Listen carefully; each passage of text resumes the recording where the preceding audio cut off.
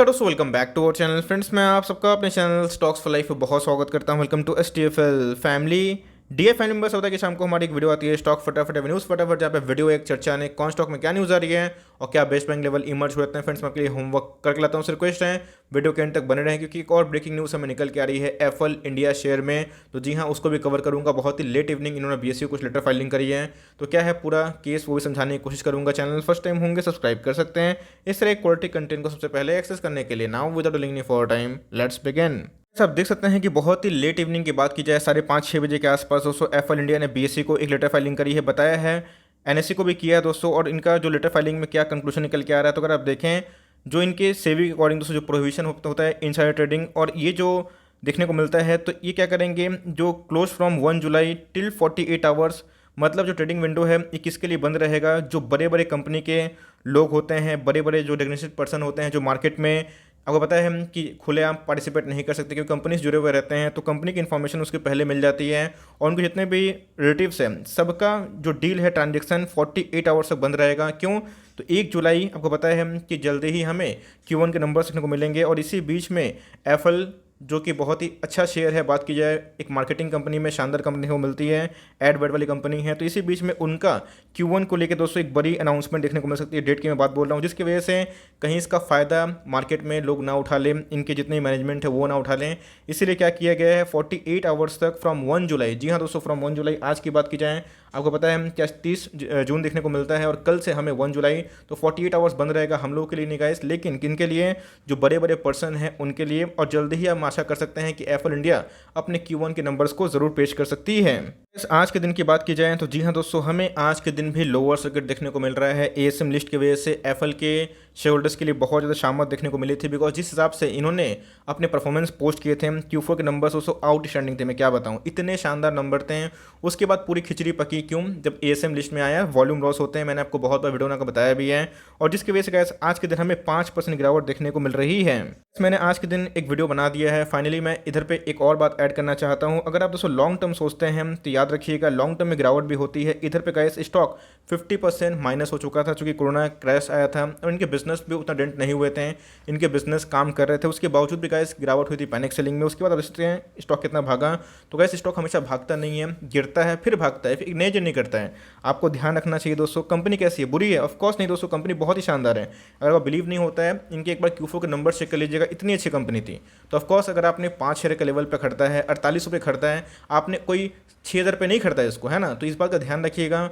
अगर आपको wait and watch करना है तो वेट एंड वॉच करें, एक डिप का और इंतजार करें तो उधर पे एसआईपी कर सकते हैं। अगर आप प्राइस से अभी होके नहीं, आपको लगता है कि और फर्दर गिरावट होगी, बट मेरे हिसाब से अगर आप एवरेज नहीं भी कर रहे हैं तो लॉस से मत बचिएगा, वक्त दीजिए। स्टॉक मार्केट में गाइस आप एक दिन के लिए नहीं आए हैं, बहुत सालों के लिए आए हैं। तो बहुत सालों की बात की जाए, इनकी ईपीएस ग्रोथ गाइस दोगुना हो चुके थे, ऑलरेडी प्राइस में फैक्टर इन था, लेकिन आने वाले कल में इनके एक्विजिशन की वजह से काफ़ी रैली आएगी।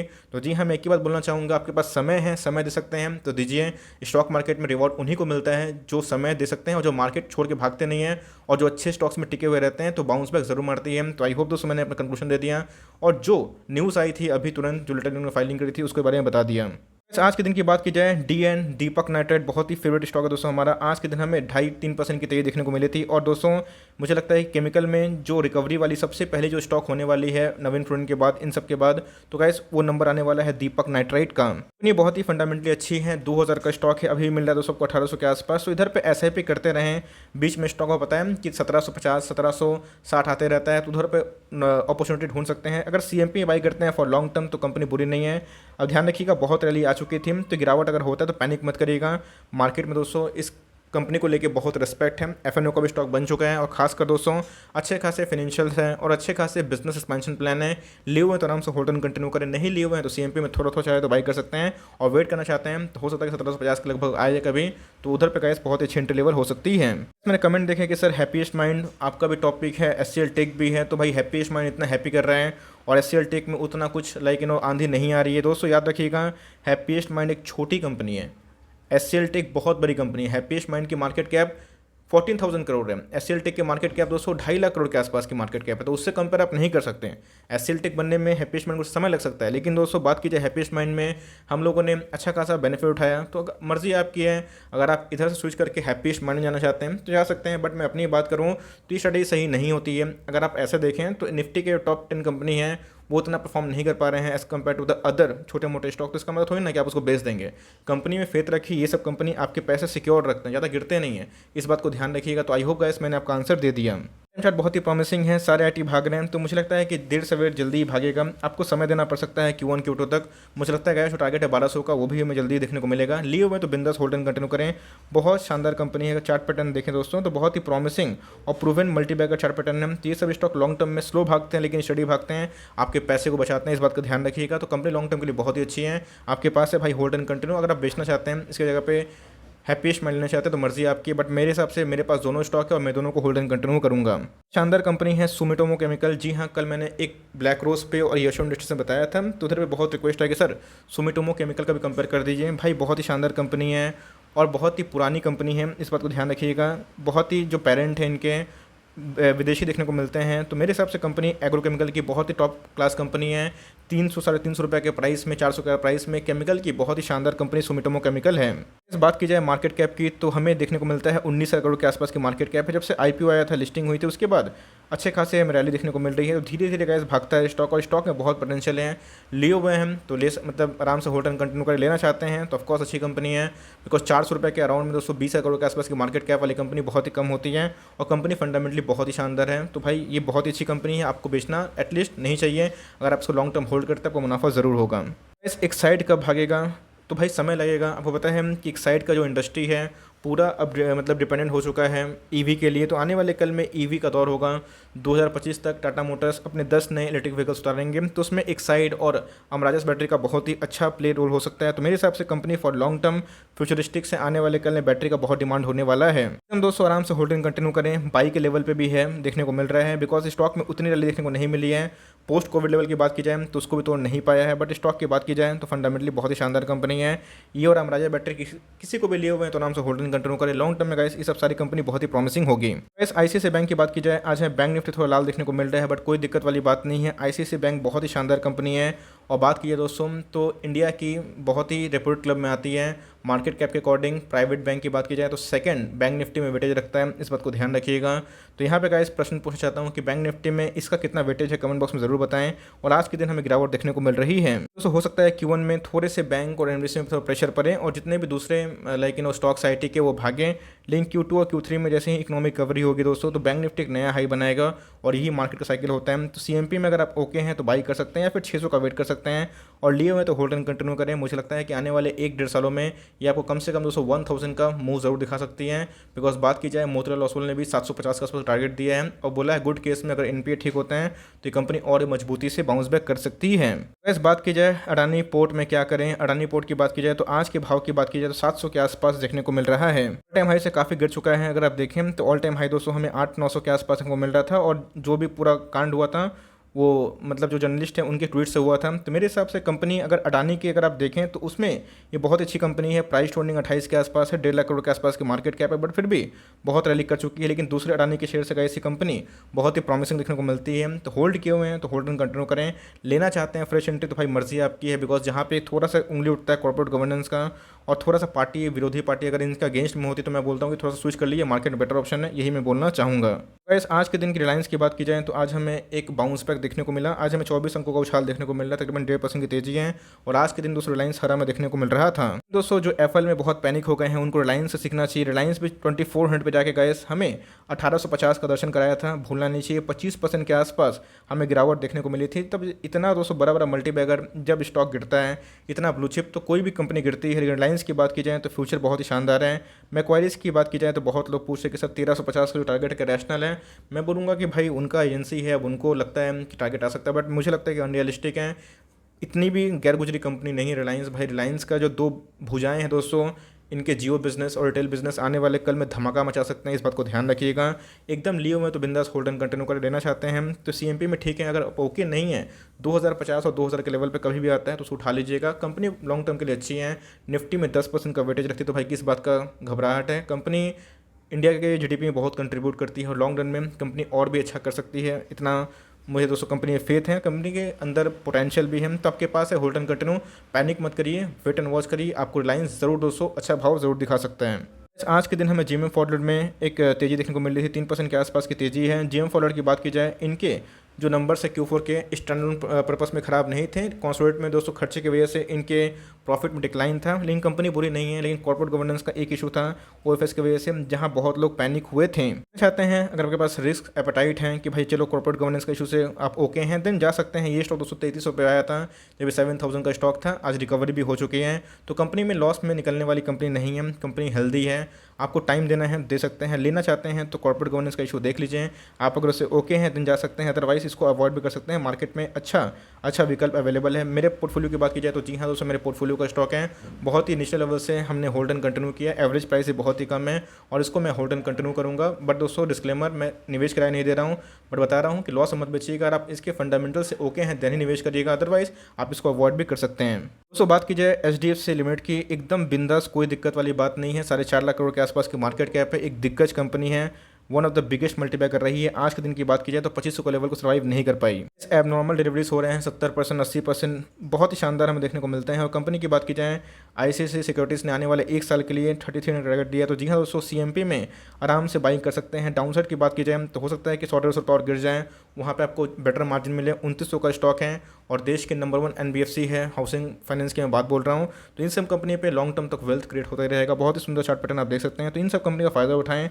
और ये सब कंपनी दोस्तों आपको डिस्काउंट रेट में अवेलेबल है, कभी भी मिलता है और थोड़ा डिस्काउंट में, तो ऐड कर सकते हैं। लियो तो होटल कंटिन्यू करें। बात की जाए वरुण बेवरेजेस, तो जी हाँ दोस्तों, हमें 700 के लेवल के बाद एक बाउंस बैक देखने को मिल रहा है। आज के भाव की बात की जाए 5 रुपयों का उछाल देखने को मिल रहा है। इस बोनस के बाद अब देखें तो इंटरडे हाई उस दिन 918 के आसपास था, उसके बाद एक गिरावट हुई थी।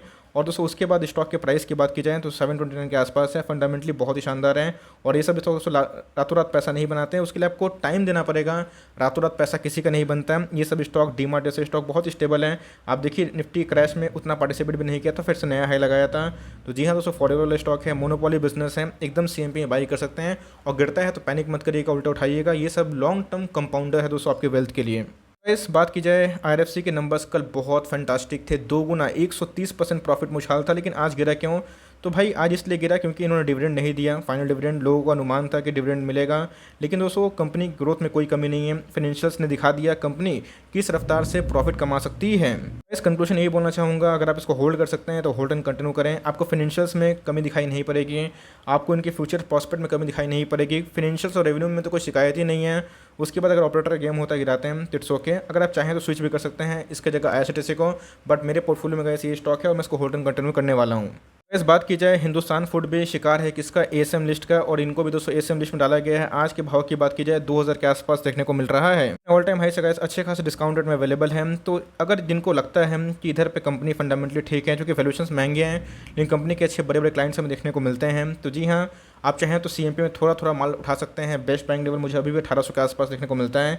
अगर 2000 का लेवल तोड़ेगा, थोड़ी पैनिक सेलिंग अगर आती है तो हो सकता है कि 1800 के लेवल पे चला जाए। लेकिन फ्रेश एंट्री नहीं किए हैं तो इक्का दुक्का स्टॉक से ले सकते हैं, और लिए हुए हैं हाई लेवल पे, लॉस से मत बेचिएगा। आपके पास समय है, वक्त दीजिए, ये पैसे रिकवर जरूर करेंगे। एक बार ASM से निकलेंगे तो इसमें वोलेटिलिटी फिर से वापस आएगी और शेयर प्राइस उछल को ऑफकोर्स करेगा। तो मेरे हिसाब से कंपनी फंडामेंटली अच्छी है, आपके पास है, होल्ड एंड कंटिन्यू। चाहते तो CMP में थोड़ा थोड़ा बाई करके चल सकते हैं। इस बात की जाए ट्रेंट लिमिटेड, जी हाँ बहुत ही शानदार कंपनी है। और जैसे कोविड क्राइसिस जा रहे हैं, कोरोना वायरस केसेस कम आ रहे हैं, इसके लिए बहुत ही बेनिफिट है। आज के भाव की बात की जाए तो आज हमें 1.5% गिरावट देखने को मिल रही है। ये फंडामेंटली बहुत ही अच्छी है। इसके पहले गाइस 750 तक ये स्टॉक आया था, उसके बाद रिकवरी भी अच्छा खासा हुई है।